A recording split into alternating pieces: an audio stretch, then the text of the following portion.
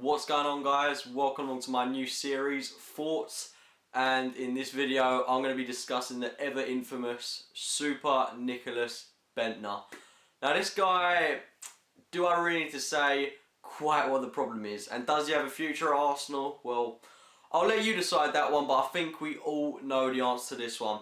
Now, I made a video of him because I think him being around Arsenal at the moment is proving to be quite a big problem for an awful lot of fans, considering he's not putting in some of the best performances. He's playing absolutely 0% of the time practically, and he's getting paid a load of money at the end of the week. Now, Bendter has had loan spells at the likes of Sunderland, where I thought he had a pretty decent spell. Didn't score a load of goals, but he was a very infamous player, a very dangerous player in their side. A pointless spell at Juventus. I honestly have no idea why he went there. He played about 2 or 3 games and scored absolutely no goals. And he returned this season. Now, in the summer, I honestly thought he'd be gone. And to be honest, it's not all Benter's fault, because during summer he was under the impression he was going to leave Arsenal. He was going to go somewhere like Crystal Palace, which would have been an ideal move for him. But Wenger is kind of partly to blame. We should have brought a striker in early in summer so we wouldn't have this problem. We could have offloaded the likes of Bendter, and we've still got Park Chu-young at the club, for God's sake. Don't forget that.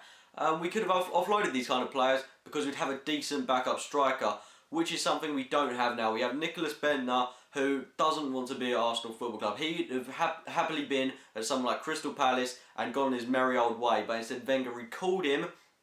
And this is what I thought about Bendter, and I thought, look, he's a decent player. He can be a decent player if he wants to be. He's got goals in him, he's a big bloke, and he's only about 25, 26 years old, so he could have a big future ahead of him at such a, well, not tender age, but certainly a maturing age.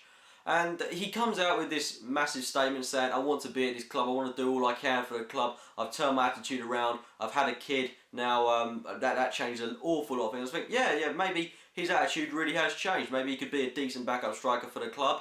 And admittedly, he wasn't going to get above the pecking order, above Olivier Giroud, starting an awful lot of time on the bench. He started that game in the League Cup against West Brom, where he got an assist for Thomas Eisfeld's goal, and I thought, yeah, he's playing some decent football. Admittedly, chances are limited, but he's taken his chance, and he's got an assist, so well done to him for that. But apart from that, he's featuring a couple of times off the bench. I remember he came off the bench against Stoke, came very close to scoring in that game, and I thought, you know what, his attitude's fine, he's putting in a lot of effort for the team. And at some point, he's going to start scoring goals and be giving Olivier Giroud serious competition. But Chelsea in the League Cup, this turned things absolutely on their head for Nicholas Bendter.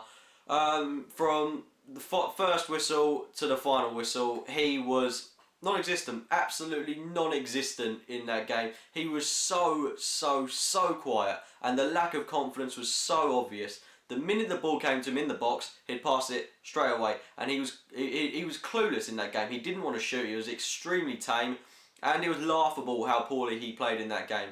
But I kind of still wanted to support him. I thought they'd come up against the top side, and he's been fairly quiet. But admittedly, this is his first 90 minutes in God knows how long. So, you know, he's allowed a little bit of leeway. But after I thought his attitude had changed, he's going to become a better player with a better attitude, a better persona, he comes out with all these stupid statements for the Denmark national team, saying he doesn't want to be at Arsenal, he feels disrespected by the club, he can see himself at Real Madrid or Barcelona in the future, and you think, oh, there we go, that's the Bendter we all know. Brilliant. And it's just, it's a joke how he can say things like that. It's absolutely laughable. And honestly, if you want my opinion, Nicholas Bendter will not be at the club in January. We should just get a shot of him, bring in a proper striker, or at least when Podolski's back, we've got some other certified cover in that area, as he can play pretty decently as a striker, and at least provide extra backup, because Bendter, he is not going to make it at Arsenal, and with that attitude, he's not going to really make it at any club. If he thinks he's going to play for Barcelona or Real Madrid, then good luck to him. Go and try and do that. Go and get a loan move to Palace or something. I don't know what he's going to do, but honestly, we have to get a shot at the guy. He's been in the club far too long. He looked like a promising talent when we brought him in at the age of 16, but he's developed into absolutely nothing. We need to get a shot of him. He's getting paid about 60, 70, maybe even 80 grand a week. Either way, it's too much whatever he's getting paid. He needs to be gone. Let me know your thoughts on the Nicholas Bendter situation. If you have enjoyed this video, it would be great if you would click the like button. Subscribe for more AFC game by game videos, and as always, thanks for watching, guys.